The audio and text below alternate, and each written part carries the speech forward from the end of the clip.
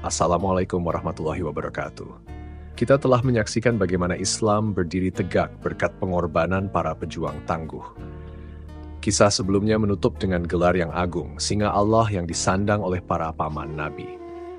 Namun perjalanan ini tidak hanya berbicara tentang mereka yang matang usia dan mapan pengalaman, melainkan juga tentang seorang pemuda yang hatinya bersih, yang sejak kecil tumbuh dalam naungan Nabi. Dari titik inilah kita kembali masuk lebih dalam pada sosok yang kelak menjadi simbol keberanian, kecerdasan, dan keteguhan iman. Dialah Ali bin Abi Thalib, pemuda pertama yang memeluk Islam. Ali lahir di Mekah dalam keluarga Bani Hashim, keluarga yang disegani. Namun sejak kecil ia dibesarkan langsung di rumah Nabi Muhammad SAW. Sejarah mencatat hal itu terjadi karena Mekah mengalami masa paceklik. Abu Thalib, ayah Ali, memiliki banyak tanggungan. Nabi Muhammad yang penuh kasih sayang mengambil Ali kecil untuk diasuh di rumahnya.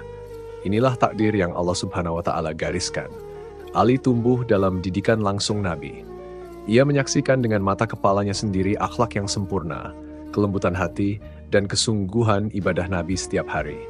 Saat wahyu pertama turun di Gua Hira, Ali adalah salah satu saksi terdekat dari perubahan besar dalam hidup Nabi Muhammad. Ia masih belia, baru sekitar 10 tahun, namun hatinya bersih dari syirik dan kotoran jahiliyah. Ketika Sayyidah Khadijah masuk Islam, Ali pun menyaksikan bagaimana rumah itu berubah menjadi pusat ibadah. Ia melihat Nabi Muhammad dan istrinya mendirikan syalat, menyebut nama Allah dengan penuh khusyuk. Ali bertanya polos, "Wahai Rasulullah, apa yang kau lakukan?" Nabi menjawab, "Ini adalah agama Allah yang Dia pilih untuk seluruh makhluknya. Aku mengajakmu kepada Allah yang Esa.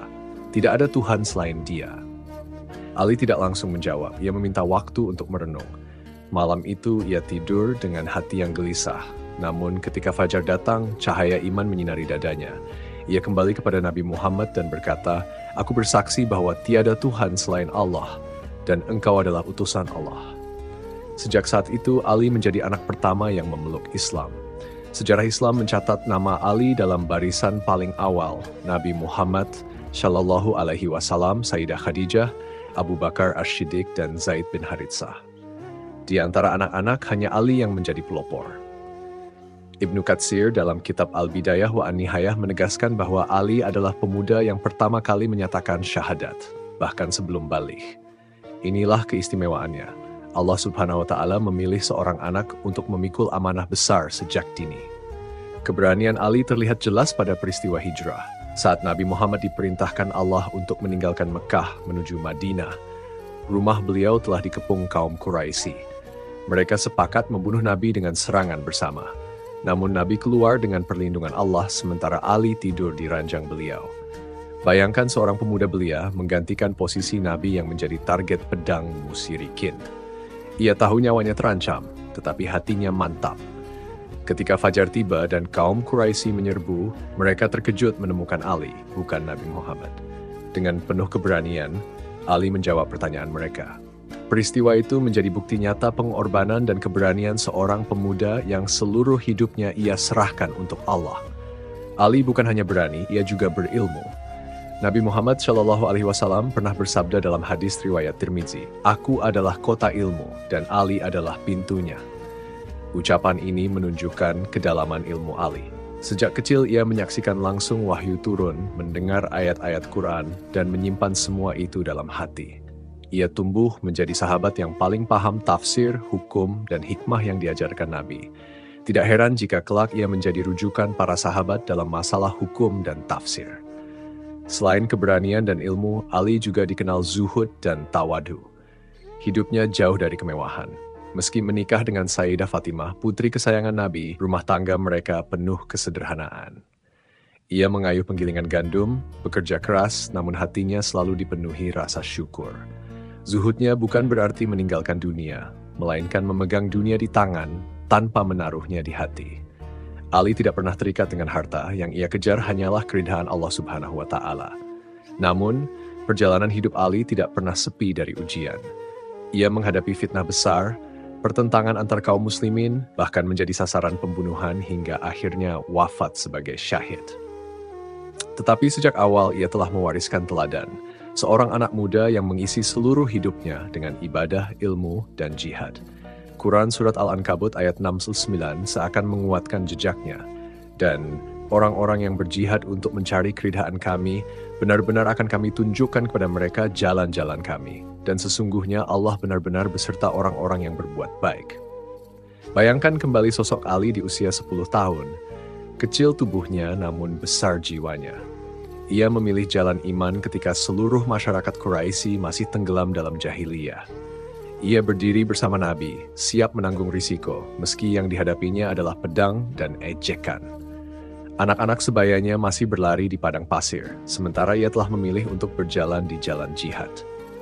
Bab ini menutup dengan satu pertanyaan besar yang menggantung di dada setiap pembaca. Bagaimana seorang pemuda belia yang seharusnya sibuk dengan permainan masa kecil, mampu memikul amanah sebesar ini? Apa yang menguatkan hatinya sehingga tidak gentar meski harus menghadapi maut? Pertanyaan itu akan terus menggema, meninggalkan tensi batin yang belum selesai, seakan menuntut jawaban dari perjalanan hidup Ali selanjutnya, yang penuh dengan keberanian dan pengorbanan. Ali telah disebut sebelumnya sebagai pemuda yang tidak pernah mundur dari jihad. Ia rela tidur di ranjang Nabi demi hijrah, dan sejak itu keberaniannya tidak pernah padam. Kini kita sampai pada peristiwa-peristiwa besar di mana pedang Ali menjadi saksi sejarah. Dari Badar, Uhud, Khandak, hingga Khaybar, ia berdiri di barisan terdepan, tidak hanya sebagai seorang pejuang, tetapi sebagai simbol kekuatan Islam yang baru lahir. Perang Badar menjadi medan uji pertama. Jumlah kaum muslimin hanya sedikit, sekitar 300-an orang, sementara pasukan Quraisy mencapai 1.000. Tradisi Arab kala itu adalah mubarazah, adu tanding antar jagoan sebelum perang besar dimulai. Dari kubu Quraisy, maju Walid bin Utbah bersama 2 lainnya menantang kaum muslimin. Dari barisan Nabi keluarlah 3 orang, Hamzah bin Abdul Muthalib, Ubaidah bin Harits, dan Ali bin Abi Thalib yang saat itu masih muda. Tanpa ragu, Ali maju menghadapi Walid bin Utbah. Dengan satu tebasan pedang, ia menjatuhkannya. Sejarah mencatat, darah pertama yang tertumpah di Perang Badar dari pedang kaum muslimin adalah hasil tebasan Ali. Sejak saat itu namanya bergema sebagai ksatria Islam. Allah menegaskan dalam Quran Surat Al-Anfal ayat 7. Dan ingatlah ketika Allah menjanjikan kepadamu bahwa salah satu dari 2 golongan itu pasti untukmu. Dan kamu menginginkan bahwa yang tidak mempunyai kekuatanlah yang untukmu, padahal Allah hendak membenarkan yang benar dengan firman-Nya dan memusnahkan orang-orang kafir sampai ke akar-akarnya. Janji ini menjadi nyata, dan Ali menjadi bagian dari kemenangan yang Allah anugerahkan. Setelah Badar, datanglah Uhud. Kaum muslimin awalnya menang, namun karena sebagian pasukan pemanah meninggalkan pos mereka, keadaan berbalik. Nabi Muhammad SAW bahkan sempat terluka. Dalam situasi kacau, banyak sahabat terpukul mundur. Namun Ali tetap bertahan di sisi Nabi. Ia menebas siapapun yang berani mendekat. Riwayat menyebutkan, dalam perang Uhud, Ali melindungi Nabi dengan tubuhnya, mengangkat pedang dan perisai bergantian. Ia terus maju hingga tubuhnya penuh luka. Tetapi ia tidak gentar, sebab kecintaannya kepada Nabi melebihi rasa sakit. Lalu datanglah Khandak, perang parit yang menentukan. Pasukan Quraisy dan sekutunya mengepung Madinah. Seorang kesatria Quraisy bernama Amr bin Wood berhasil menyeberangi parit. Ia dikenal sebagai pendekar yang tidak pernah terkalahkan. Dengan sombong ia menantang, adakah yang berani melawanku? Tak seorang pun berani maju kecuali Ali. Ia meminta izin kepada Nabi. Nabi sempat menahannya, namun ketika Amr terus mengejek, Nabi berkata, "Pergilah wahai Ali." Dengan penuh keyakinan, Ali maju. Pertarungan itu menjadi tontonan seluruh pasukan. Pedang beradu pedang, tanah bergetar oleh hantaman. Hingga akhirnya, pedang Ali menebas Amr dan menjatuhkannya. Kaum muslimin bersorak sementara musuh terdiam. Dalam hadis riwayat Ahmad disebutkan, Nabi bersabda, tebasan Ali di hari Khandak lebih baik dari ibadah seluruh jin dan manusia. Itulah penghargaan tertinggi atas keberanian seorang pemuda yang hidupnya dipersembahkan untuk Allah. Namun puncak keberanian Ali terlihat di Khaybar. Benteng-benteng Yahudi di Khaybar terkenal kokoh dan sulit ditembus. Pasukan Muslim beberapa kali gagal menembus gerbang. Pada malam hari, Nabi bersabda kepada para sahabat, "Besok aku akan memberikan bendera ini kepada seseorang yang mencintai Allah dan Rasul-Nya, dan Allah dan Rasul-Nya pun mencintainya. Melalui tangannya, Allah akan memberikan kemenangan." Semua sahabat berharap mereka yang dimaksud. Umar bin Khattab berkata, "Aku belum pernah berharap menjadi pemimpin kecuali saat itu." Esoknya, Nabi memanggil Ali. Saat itu matanya sakit, bahkan nyaris tidak bisa melihat. Nabi meludahi mata Ali dan seketika Allah menyembuhkannya. Dengan semangat yang baru, Ali maju memimpin pasukan. Ia mendekati benteng, memanggil jagoan Yahudi bernama Marhab. Marhab keluar dengan baju perang lengkap sambil berteriak sombong, "Aku adalah Marhab, ksatria yang ditakuti, aku akan mengalahkan siapapun yang menantangku." Ali menjawab dengan lantang, "Aku adalah Ali yang dinamai ibuku sebagai singa. Dengan pedangku akan kuhancurkanmu." Pertarungan pun terjadi. Dua pendekar saling menyerang, percikan api keluar dari pedang dan perisai. Hingga akhirnya pedang Ali menghantam kepala Marhab, membelahnya. Musuh pun gentar dan benteng Khaybar runtuh. Kemenangan itu menjadi kenyataan, sesuai sabda Nabi.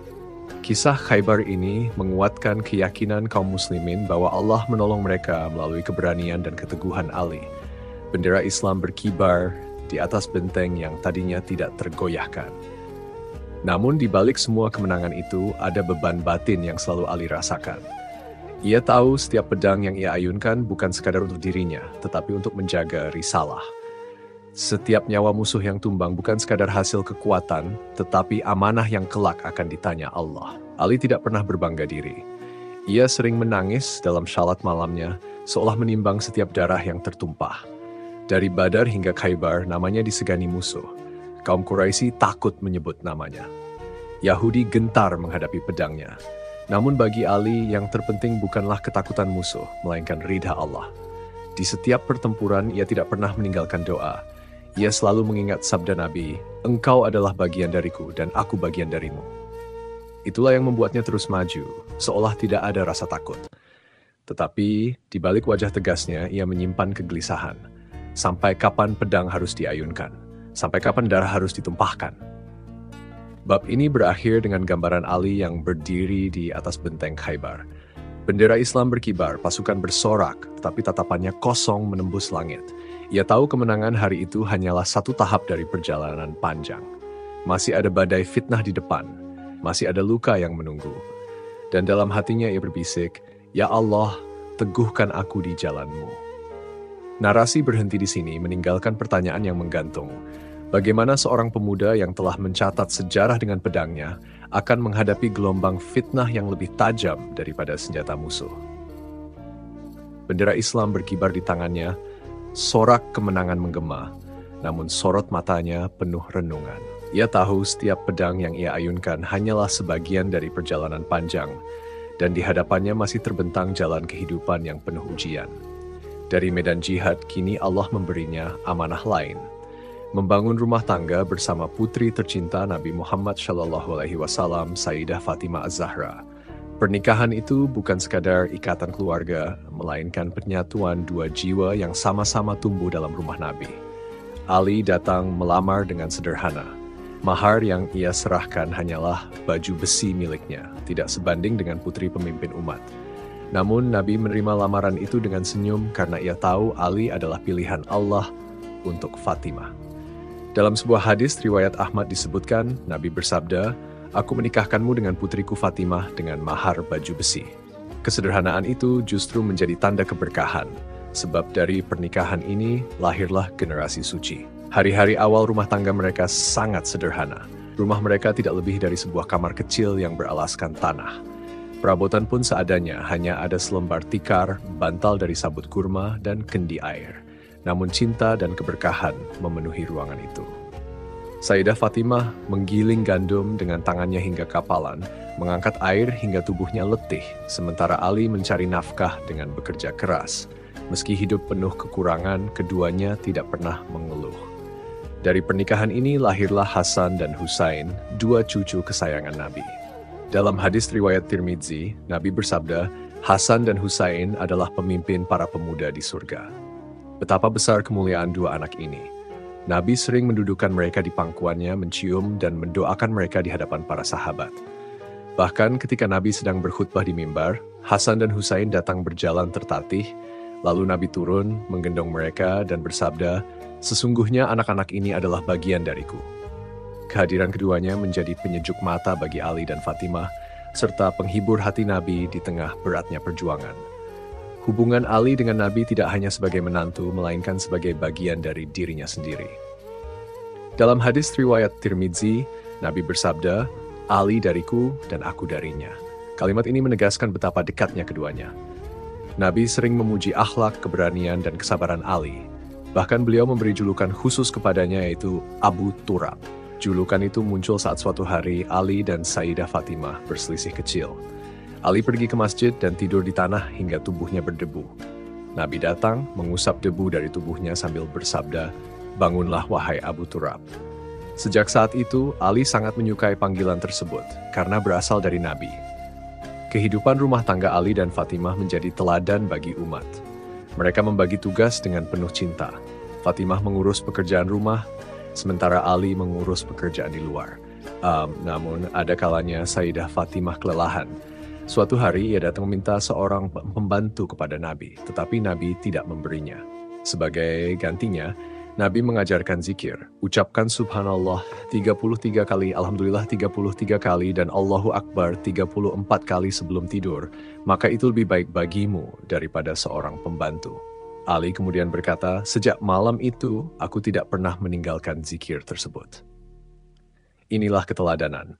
Kesederhanaan diiringi dengan zikir yang menguatkan jiwa. Namun hidup mereka tidak selalu mudah. Ali harus membagi waktunya antara rumah dan jihad. Ia kerap meninggalkan Fatimah dan anak-anaknya demi berperang di jalan Allah. Fatimah menanggung beban berat mengurus rumah sendirian, tetapi ia sabar. Ia tahu pengorbanan suaminya adalah bagian dari pengorbanannya juga. Dari keluarga kecil inilah lahir teladan kesabaran dan keteguhan iman.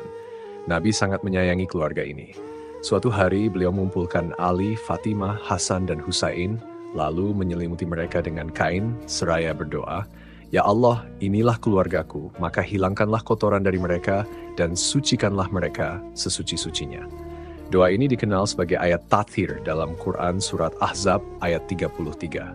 Ayat ini menegaskan kemuliaan Ahlul Bait, keluarga Nabi yang suci. Meski mendapat kedudukan tinggi, Ali dan Fatimah tidak pernah hidup berlebihan. Mereka menolak kemewahan dunia. Pernah suatu kali Ali mendapatkan hasil usaha yang cukup banyak.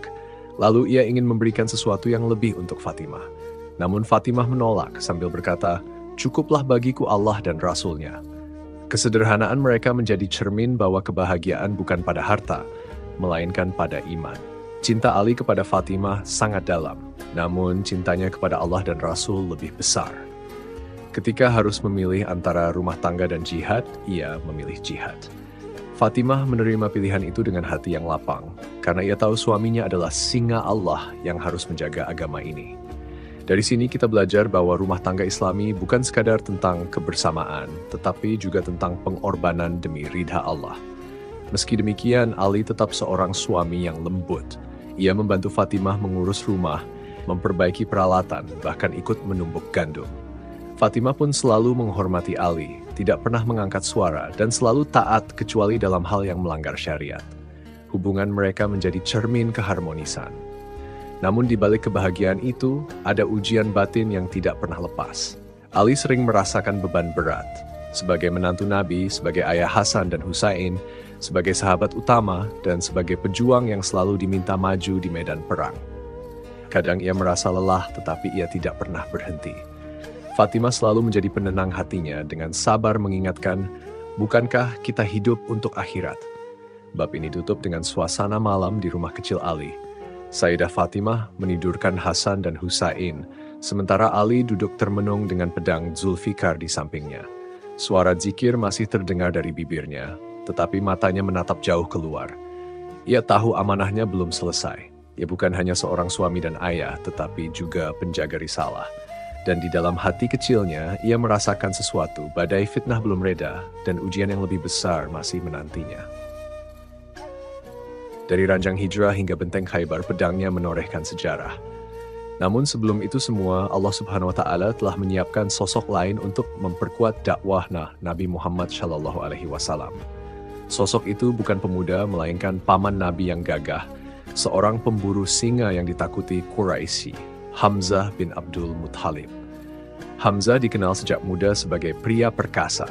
Tubuhnya tegap, suaranya lantang, dan keberaniannya tidak tertandingi. Ia sering berburu singa di padang pasir hingga masyarakat Quraisy menjulukinya sebagai Asad Quraisy, singa kaum Quraisy.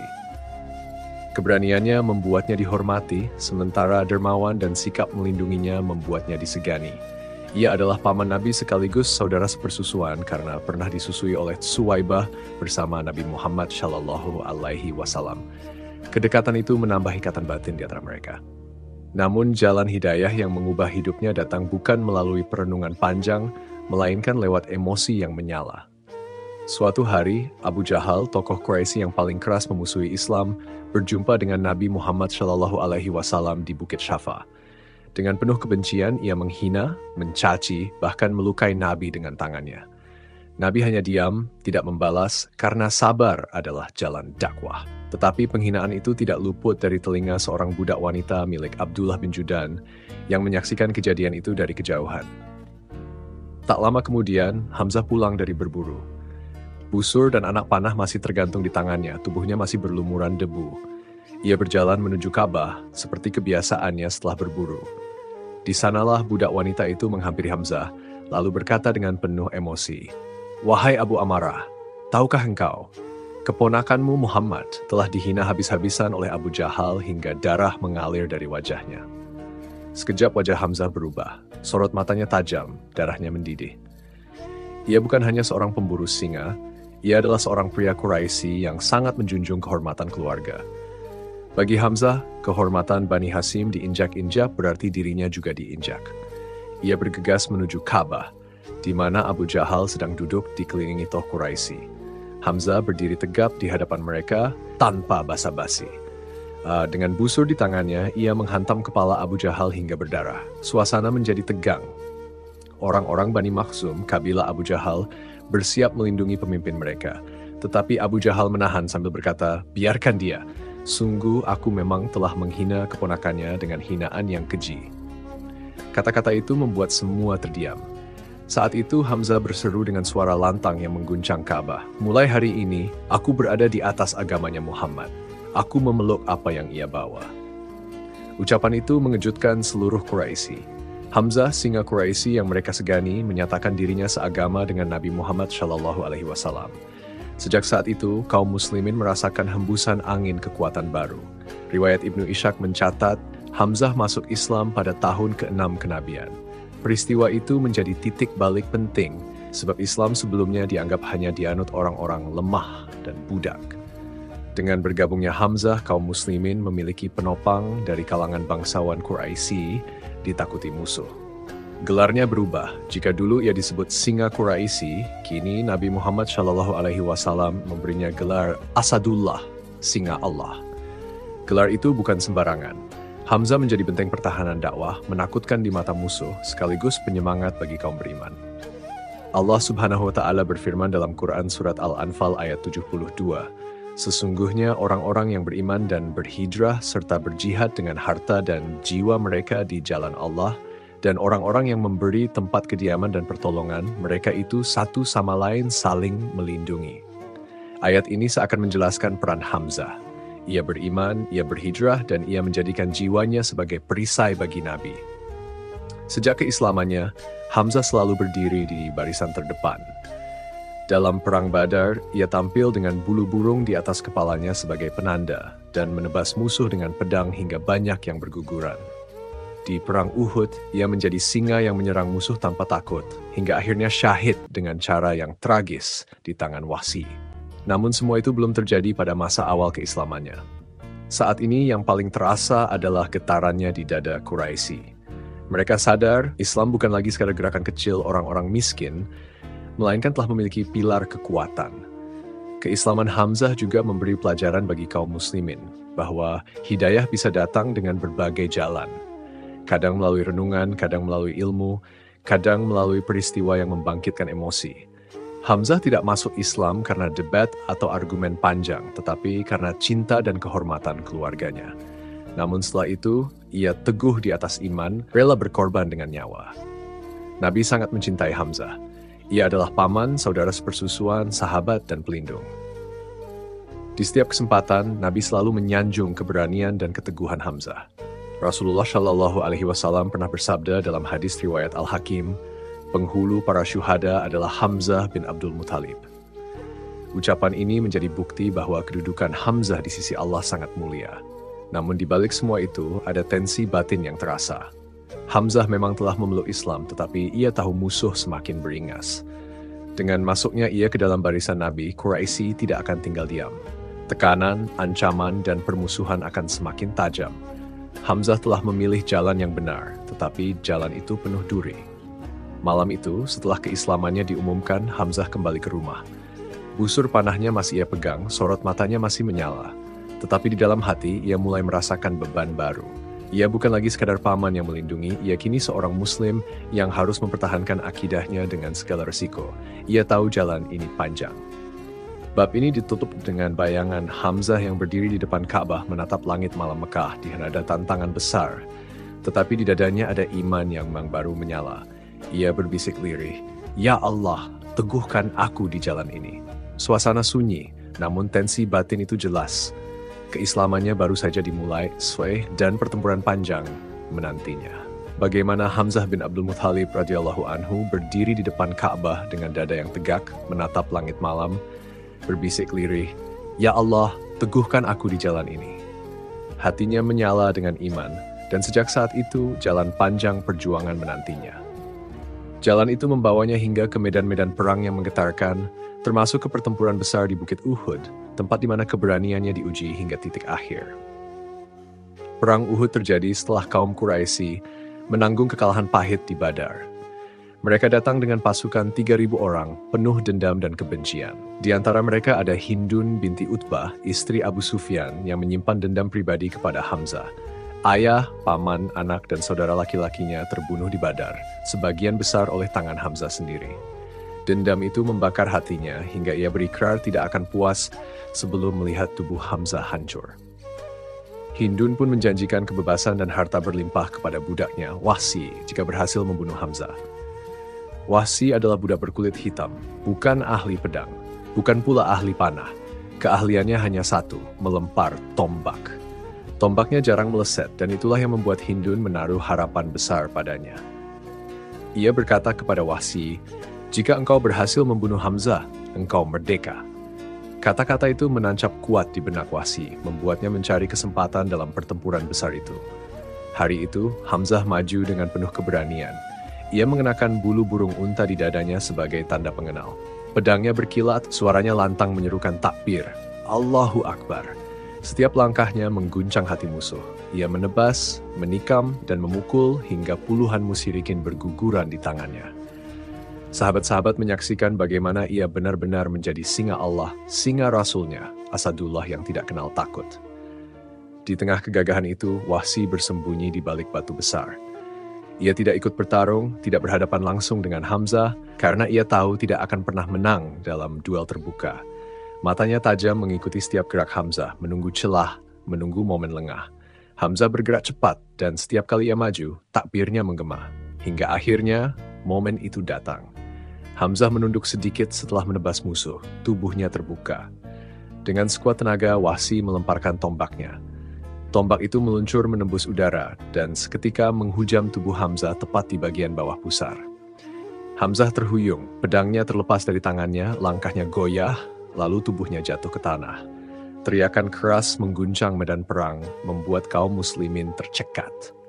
Sosok singa Allah itu tumbang, syahid di jalan yang ia pilih sejak malam ia mengucapkan doa di Ka'bah. Namun tragedi tidak berhenti di situ. Hindun berlari menuju jasad Hamzah. Dengan penuh kebencian, ia merobek perutnya, mengeluarkan jantungnya, lalu berusaha memakannya. Tapi Allah Subhanahu wa Ta'ala tidak mengizinkan daging Hamzah masuk ke dalam tubuhnya. Lidahnya menolak, mulutnya tidak mampu menelan. Maka Hindun hanya membuang jantung itu, lalu menorehkan pedih baru di tubuh Hamzah. Ketika peperangan mereda, Nabi Muhammad SAW mencari jasad para syuhada. Di antara mereka, beliau menemukan tubuh Hamzah. Beliau berhenti, memandang dalam-dalam. Sahabat-sahabat meriwayatkan bahwa Nabi tidak pernah terlihat sesedih hari itu. Beliau menangis hingga bahunya berguncang seraya bersabda, "Aku tidak pernah melihat kesedihan sedalam ini." Beliau memanggil Hamzah dengan penuh cinta. Wahai Hamzah, wahai paman Rasulullah, wahai singa Allah dan singa Rasulnya. Abu Hurairah meriwayatkan Nabi Shallallahu Alaihi Wasallam berdiri di sisi jasad Hamzah dengan mata berkaca-kaca, lalu berkata, "Semoga Allah merahmatimu, wahai Hamzah. Engkau adalah orang yang paling menyambung silaturahim dan paling berbuat kebaikan." Hadis riwayat ini tercatat dalam Musnad Ahmad. Para sahabat pun larut dalam tangis. Mereka tahu, hilangnya Hamzah adalah kehilangan besar. Ia bukan hanya paman Nabi, bukan hanya pembela, tetapi juga simbol kekuatan kaum muslimin. Keberaniannya, ketulusannya, dan cintanya kepada Allah serta Rasul-Nya menjadikannya teladan yang tidak tergantikan. Sejak hari itu, Hamzah dijuluki Sayyid Asi Syuhada, pemimpin para syuhada. Gelar itu diucapkan Nabi, lalu dikenal seluruh umat Islam. Dalam setiap peperangan setelahnya, nama Hamzah disebut-sebut untuk membangkitkan semangat. Dalam doa-doa, ia dikenang sebagai sosok yang mengorbankan hidupnya tanpa ragu. Tetapi bagi Nabi Muhammad Shallallahu Alaihi Wasallam, luka itu tidak pernah hilang sepenuhnya. Beliau mencintai Hamzah sebagaimana mencintai saudara kandung. Ketika melihat jasadnya, beliau ingin membalas, ingin menimpakan hukuman besar kepada Quraisy atas perlakuan mereka. Namun Allah Subhanahu wa Ta'ala menurunkan firman dalam Quran surat An-Nahl ayat 126. Dan jika kamu membalas, maka balaslah dengan balasan yang sama dengan siksaan yang ditimpakan kepadamu. Akan tetapi, jika kamu bersabar, sesungguhnya yang lebih baik bagi orang-orang yang sabar. Ayat itu menenangkan hati Nabi, menuntunnya kembali kepada kesabaran, meski rasa sakit itu tak pernah hilang. Hamzah gugur di medan Uhud, tetapi semangatnya tetap hidup. Ali bin Abi Thalib radhiyallahu anhu yang juga berada di medan perang, menyaksikan syahidnya Hamzah dengan mata kepalanya sendiri. Pedang Ali terus terayun, tetapi di dalam hatinya ia tahu, satu tiang kekuatan kaum muslimin telah roboh. Kepergian Hamzah meninggalkan beban besar pada generasi berikutnya yang ikutnya untuk menjaga Islam tetap tegak.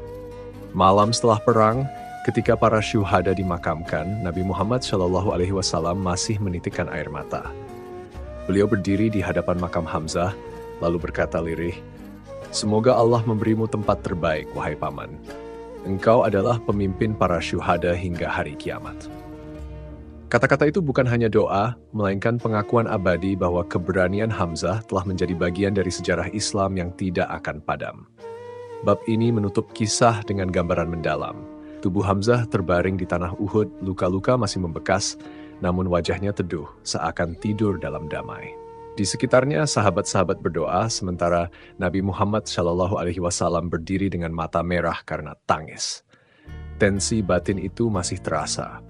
Islam telah kehilangan singanya, tetapi darah Hamzah telah menulis pesan abadi bahwa agama ini hanya tegak dengan pengorbanan jiwa-jiwa mulia yang dicintai Allah dan Rasul-Nya.